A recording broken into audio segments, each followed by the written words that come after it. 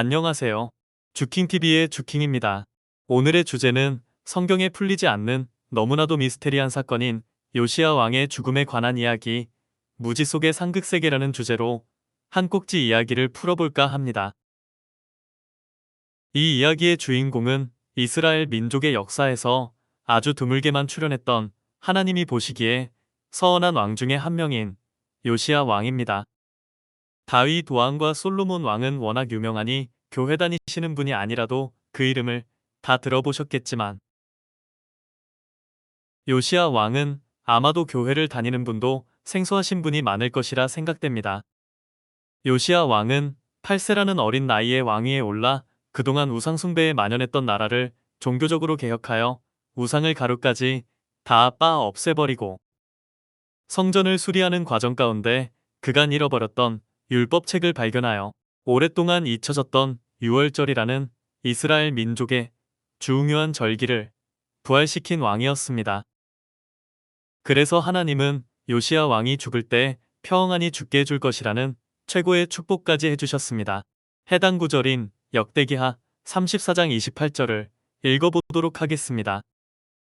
그러므로 내가 내게 너의 조상들에게 돌아가서 평안히 묘실로 들어가게 하리니 내가 이곳과 그 주민에게 내리는 모든 재앙을 내가 눈으로 보지 못하리라 하였느니라.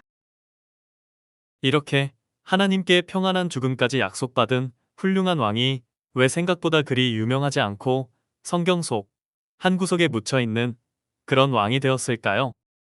그 이유는 요시야 왕이 전쟁터에서 적의 활에 맞아 허무하게 죽었기 때문입니다.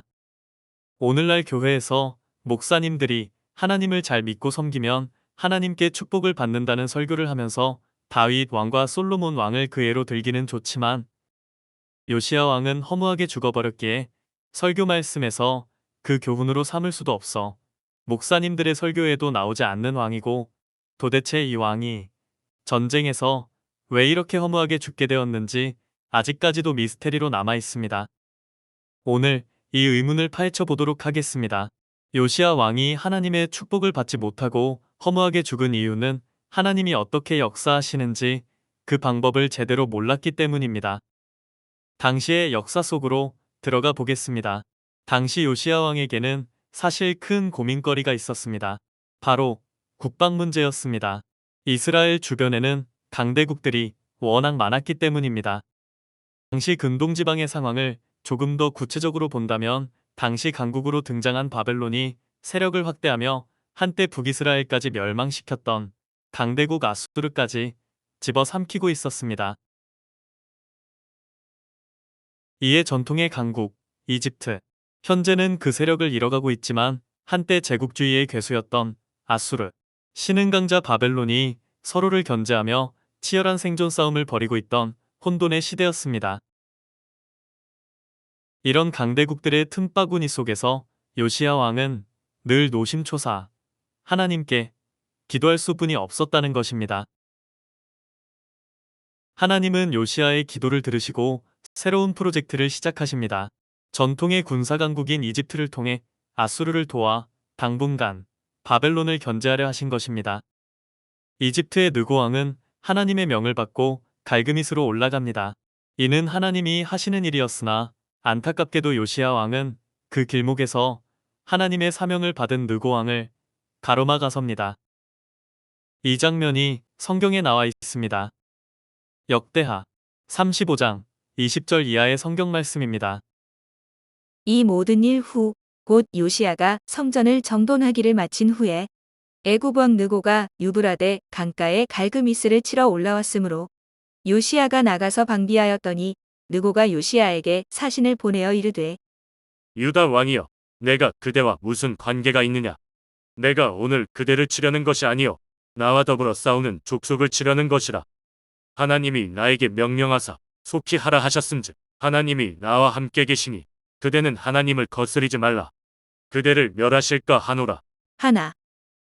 요시야가 몸을 돌이켜 떠나기를 싫어하고 오히려 변장하고 그와 싸우고자 하여 하나님의 입에서 나온 느고의 말을 듣지 아니하고 무깃도 골짜기에 이르러 싸울 때에 활 쏘는 자가 요시야 왕을 쏜지라. 왕이 그의 신하들에게 이르되 내가 중상을 입었으니 나를 도와 나가게 하라. 그 부하들이 그를 병거에서 내리게 하고 그의 버금 병거에 태워 예루살렘에 이른 후에 그가 죽으니 그의 조상들의 묘실에 장사되니라.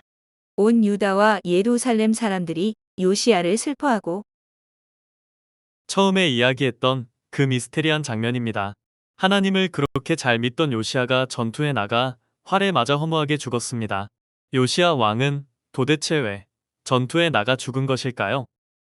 그 이유는 성경에 묘사된 대로 하나님의 명을 받고 이스라엘을 위해 싸우러 나간 이집트 왕 느고의 말을 믿어주지 않고 그를 막아섰기 때문입니다.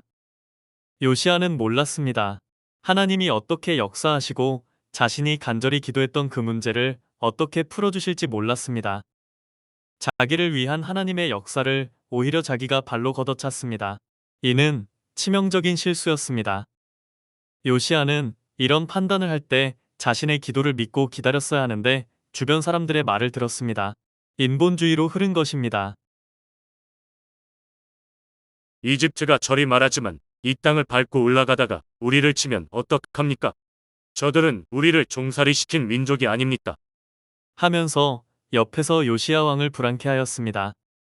만약에 요시야가 정 상황 판단을 하기 어려웠다면 기도하여 하나님과 성령의 지혜를 받아 상황을 판단하거나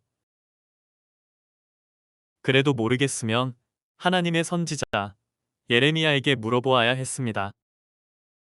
아모스서 3장 7절에서는 다음과 같이 말하고 있습니다.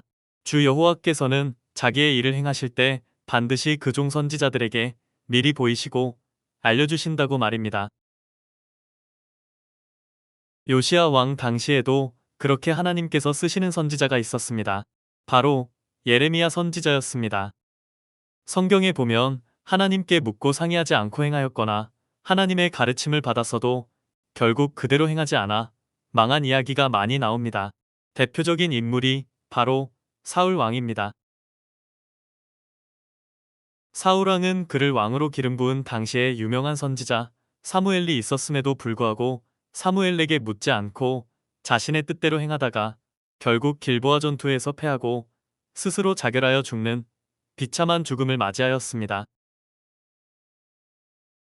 하나님의 뜻을 살피지 않고 자기 뜻대로 행하다가는 결국 그 끝이 좋지 않게 됩니다. 우리도 마찬가지입니다. 어떤 일을 판단하고 결론을 내릴 때 아주 조심해야 합니다. 하나님께 반드시 물어보고 결정해야지 사람들의 말만 믿고 하다가는 큰일 난다는 것입니다. 그러기에 이것은 단지 요시야만의 이야기가 아닌 것입니다. 하나님의 뜻이 어디에 있는지 늘 찾고 살펴 하나님의 뜻대로 사는 삶을 살아야 한다는 것입니다. 하나님은 분명히 나 자신에 대한 목적과 뜻을 가지고 계십니다. 그런데 그 뜻은 정말 신령하지 않으면 알 수가 없습니다. 인간이 하나님의 뜻을 정확하게 알고 분별한다는 것은 사실 쉬운 것이 아닙니다. 그러기에 늘 기도하고 하나님이 누구를 통해 어떻게 역사하시는지 잘 분별하고 알아야 한다는 것입니다. 그렇지 않으면 하나님이 자신의 문제를 풀어주고 자신에게 축복을 주려고 해도 스스로 그 축복을 걷어차게 됩니다. 오히려 해가 되게 됩니다. 이것을 전문적인 용어로 무지 속의 상극세계라고 합니다. 무지에서 하나님의 뜻과는 상극하는 역사가 일어난다는 것입니다. 이런 무지 속의 상극세계는 성경 속에서도 많은 사례를 찾을 수 있습니다.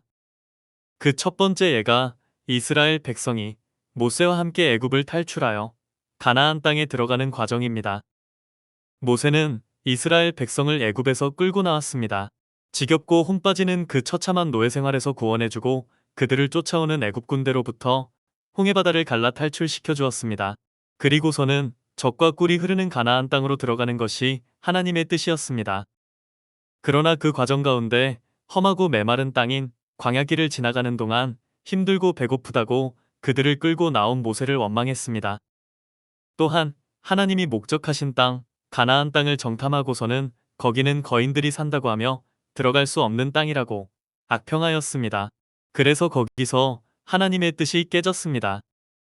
당시 애굽을 나온 이스라엘 백성들은 결국 하나님께서 약속하신 축복의 땅인 가나안 땅에 들어가지 못하고 광야에서 40년을 뺑뺑이 돌다가 다 죽고 결국 그 자녀 세대인 2세들만이 가나안 땅에 들어가게 되었습니다. 또 하나의 예를 들겠습니다. 바로 예수님에 관한 이야기입니다. 유대인들은 메시아의 강림을 기다려온 민족입니다. 과거에도 그러했고 지금도 그러합니다. 열방의 틈바구니에서 지치고도 지친 그들을 구원해 주실 분, 그리스도 메시아를 그들은 기다리고 있었습니다. 그래서 하나님은 때가 되자 그들이 그토록 기다려온 메시아를 보내주셨습니다. 바로 베들레헴에서 태어나신 예수님이었습니다. 이 예수님은 그들의 문제를 해결해 주실 열쇠를 가지고 계신 분이었습니다. 영육 간의 구원을 가져다 주실 축복과 화평의 메신저였습니다. 그러나 그들은 예수님을 받아들이지 않았습니다. 예수님의 모습은 그들이 생각하는 모습이 아니었습니다. 그들 앞에 나타나신 예수님은 학벌도 흠모할 만한 그 어떤 모양도 없이 그저 초라한 목수의 아들로서 나타나셨습니다. 그리고 예수님의 말씀은 그들이 그동안 지켜왔던 전통을 깨는 것처럼 보였고 혁신적이었습니다. 유대인들은 안식일에 문 밖으로 10발자국도 안 나간다고 합니다. 그런데 예수님은 안식일에 병을 고치시는 등 안식일의 기존 전통을 부셔버리셨습니다. 그런 예수님을 유대인들은 기존의 고정관념으로만 바라보았기에 제대로 맞을 수가 없었던 것입니다. 유대민족들은 자신의 생각과 다르다고 급기야 예수님이 가시는 그 구원의 길을 막아섰습니다. 자칭 유대인의 왕이라는 제목으로 이방민족의 통치자에게 그를 고발하고 잡아넘겼습니다. 결국 당시 가장 극악한 자들에게 주는 형벌인 십자가형으로 예수님을 죽였습니다. 예수님께서는 정말 한탄해 하셨습니다. 마태복음 23장을 읽어보겠습니다. 예루살렘아, 예루살렘아, 선지자들을 죽이고 내게 파송된 자들을 돌로 치는 자여. 암탉이 그 새끼를 날개 아래에 모음같이 내 자녀를 모으려 한 일이 몇 번이더냐. 그러나 너희가 원하지 아니하였도다.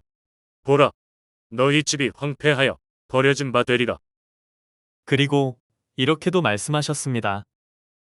화 있을진저 외식하는 서기관들과 바리새인들이여, 너희는 선지자의 무덤을 만들고 의인들의 비석을 꾸미며 이르되 만일 우리가 조상 때에 있었더라면 우리는 그들이 선지자의 피를 흘리는데 참여하지 아니하였으리라 하니, 그러면 너희가 선지자를 죽인 자의 자손임을 스스로 증명함이로다. 뱀들아, 독사의 새끼들아, 너희가 어떻게 지옥의 판결을 피하겠느냐. 그러므로 의인 아벨의 피로부터 성전과 제단 사이에서 너희가 죽인 바라기아의 아들 사가랴의 피까지 땅 위에서 흘린 의로운 피가 다 너희에게 돌아가리라. 내가 진실로 너희에게 이르노니 이것이 다 이 세대에 돌아가리라. 실로 안타까운 예수님의 심판의 말씀이었습니다. 그 이후로 결국 예수님을 받아들이지 않고 예수님을 십자가에 못 박아 죽인 유대인들이 어떻게 되었는지는 모두 역사를 공부해보면 알 것입니다. 하나님의 역사를 보면 하나님 자체를 믿지 못해서가 아니라 하나님이 보낸 자를 믿지 못해서 결국 하나님의 뜻이 깨졌습니다. 하나님의 사명자는 항상 자신의 생각과 다르게 옵니다. 요시야 왕에게 그의 도움은 생각지도 못한 곳 이집트의 왕 바로 느고에게서 왔습니다. 또한 출애굽 때 이스라엘 백성을 구원해준 자는 그동안 이집트에서 몰래 숨어 살아왔던 이스라엘 백성 자신의 동료 모세였습니다. 이스라엘 민족이 그토록 기다렸던 그들의 구원을 가져다 줄 메시아는 저 시골 나사렛 출신 목수의 아들이라는 가진 것 없고 흠모할 것이 없는 초라한 모습으로 나타나셨습니다. 하나님의 역사는 항상 생각지 않은 곳에서 오고 생각지 않은 사람을 통해 일어납니다. 그러기에 우리는 우리의 고정관념으로 판단하면 안 됩니다. 너무나 안타깝게도 그동안 하나님의 역사는 한 번도 환영받으며 이루어진 적이 없습니다. 하나님이 보시기에 의롭고 정직했던 욥은 친구들에게 죄 있다고 하는 비난과 조롱을 당했습니다. 스가랴라는 선지자와 예레미야 선지자는 돌에 맞아 죽고 이사야 선지자는 톱에 쓸려 죽었으며 급기야 예수님은 십자가에 매달려 죽임을 당하셨습니다. 이렇게 하나님이 보낸 선지자들은 늘 핍박받고 죽임을 당했습니다. 예수님께서 다시 오실 그때에도 그러지 말라는 법이 없습니다. 예수님께서는 누가복음 17장 25절에서 인자의 날, 즉 재림에 대한 이야기를 하시면서 다음과 같이 말씀하셨습니다. 그러나 그가 먼저 많은 고난을 받으며 이 세대에게 버림받아야 할지니라 라고 말입니다. 왜 그럴까요? 주님은 우리의 생각과 다르게 오기 때문입니다. 하늘에서 구름을 타고 한 손에는 불을, 한 손에는 칼을 들고 멋지게 강림하신다면 그 누가 다시 오실 주님을 알아보지 못하겠습니까? 유대인들도 그런 메시아 강림을 기다렸습니다. 그러나 예수님은 그렇게 오지 않으셨습니다. 예수님은 신약 시대의 새로운 말씀과 법을 가지고 나타나셨습니다. 그들의 고정관념을 깨는 차원 높은 말씀을 전하셨습니다. 그러니 그 당시 기존 종교인들은 예수님을 받아들일 수 없었습니다. 그런데 이는 비단 과거 성경 속의 인물에만 해당하는 일은 아닙니다. 지금도 마찬가지입니다. 오늘 이 시대에 성경에 대한 새롭고도 혁명적인 해석으로 신앙의 새로운 지평선을 열고 계시는 분을 한 분 소개하고자 합니다. 물론 그러기에 그리고 또 과거에도 늘 그러했던 것처럼 기존의 보수 종교인으로부터는 비난받고 핍박받고 있는 분입니다. 그분은 바로 기독교 복음선교회의 창시자 정명석 목사님이십니다. 지금부터 그가 전하고 있는 말씀의 핵심을 아주 간략하게나마 정리하여 소개시켜드리고자 하오니 편견을 버리시고 저의 이야기를 한번 끝까지 들어봐 주시기를 부탁드립니다. 성경에 말세가 되면 불로 모든 것을 살라 심판한다고 하였습니다. 그러나 그 불은 문자 그대로의 불이 아니라 바로 하나님의 말씀의 불을 의미합니다. 하나님은 말씀으로 나타나시고 말씀으로 선과 악을 가르시고 심판하십니다. 말씀이 불이라는 증거는 성경에 너무나도 많이 있습니다. 말세는 세상의 끝이 아니고 구시대가 끝나고 새로운 시대가 시작하는 전환점입니다. 한 계절이 가면 다른 계절이 오듯이 말세는 그렇게 순환적이고 연속적인 개념이지 세상의 멸망과 끝이 아닙니다. 전도서 1장 4절에서는 한 세대는 가고 한 세대는 오되 땅은 영원하다고 하였습니다. 말세가 되면 해가 어두워지고 달이 빛을 내지 아니하며 별들이 하늘에서 떨어진다고 했는데 해, 달, 별은 사람을 의미하는 것입니다. 정권이 바뀌면 새로운 인물들이 채용되듯이 시대가 바뀌면 구시대의 사람이 빛을 잃고 새 시대의 사람들이 나타난다는 것입니다. 예수님이 오시면 공중에서 주를 맞는다고 했는데 공중은 지구를 의미합니다. 에베소서 2장 2절에서는 세상의 권세를 잡고 있는 사탄을 공중의 권세 잡은 자라고 표현했으며 욥기에서는 하나님이 이 세상을 창조하실 때 하늘을 허공에 펴시고 땅을 공간에 달았다고 표현하였습니다. 성경에서 말하는 부활은 육신의 부활이 아닌 영혼의 부활입니다. 죽은 육신은 다시 살아날 수 없습니다. 구시대에서 새시대로 나오는 것이 바로 부활입니다. 따라서 공중유거는 하나님이 만드신 이 세상에서 하나님을 믿고 변화되어 사망의 주관권에서 생명의 주관권으로 나오는 것입니다. 육신이 하늘로 붕 떠올라 구름 속에서 육신으로 주를 맞는 것이 아닌 이 땅에서 영적으로 주를 맞는 것입니다. 구름이란 하나님과 주님의 말씀을 듣고 깨끗하게 변화된 사람을 의미하는 것입니다. 예수님은 육으로 다시 오시는 것이 아니라 영으로 다시 오십니다. 다메섹으로 가는 사도 바울에게 예수님께서 육신이 아닌 영으로 나타나 사울을 바울로 회심시키셨듯이 말입니다. 이러한 너무나도 순리적이고 상식적인 말씀을 오늘날 성경의 문자주의에 갇힌 기존의 교회는 받아들이지 못하고 있습니다. 그래서 정명석 목사님을 이단으로 몰아 핍박해왔습니다. 저는 이러한 기존 종교인들의 비판과 악평에도 불구하고 이곳에서 수십 년을 있으면서 직접 그분의 말씀을 들어보고 체험하고 그가 어떻게 행하는지 지켜봐 왔습니다. 그는 너무나도 수수하고 평범한 모습으로 나타나 말씀하시고 행하십니다. 그러나 그 말씀의 능력만큼은 정말 너무너무 특별한 분이십니다. 그분의 말씀 안에는 하나님과 예수님에 대한 너무나도 깊은 사랑과 진리가 들어 있었습니다.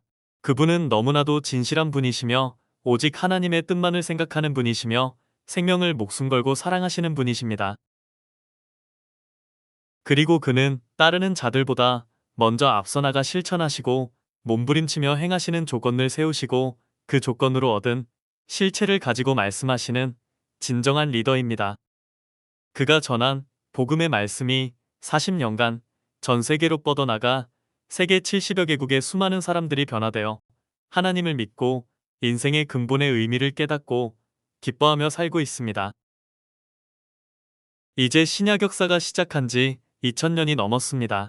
구약 4000년이 가고 신약 2000년이 가면 하나님은 반드시 새로운 인물을 통해 새로운 역사를 행하십니다. 새로운 시대의 문이 열리는 이때 우리가 다시 오실 예수님을 맞고 싶다면 해야 할 일이 명확합니다. 예수님의 심정과 능력으로 나타나 그의 말씀을 전하고 그의 일을 할 사람이 누구인지 정확히 분별하고 알아보아야 합니다. 이제 또다시 무지 속의 상극세계가 일어나지 않도록 깨어 영으로 다시 오실 예수님을 맞는 여러분이 되시길 바랍니다. 마지막으로 성경 한 구절을 읽고 오늘의 이야기를 마치고자 합니다. 요한복음 6장 28절에서 29절입니다. 그들이 묻되 우리가 어떻게 하여야 하나님의 일을 하오리이까? 예수께서 대답하여 이르시되 하나님께서 보내신 이를 믿는 것이 하나님의 일이니라 하시니 저의 긴 말씀을 들어주셔서 진심으로 감사드립니다. 다음 영상에서 또 뵙겠습니다. 감사합니다.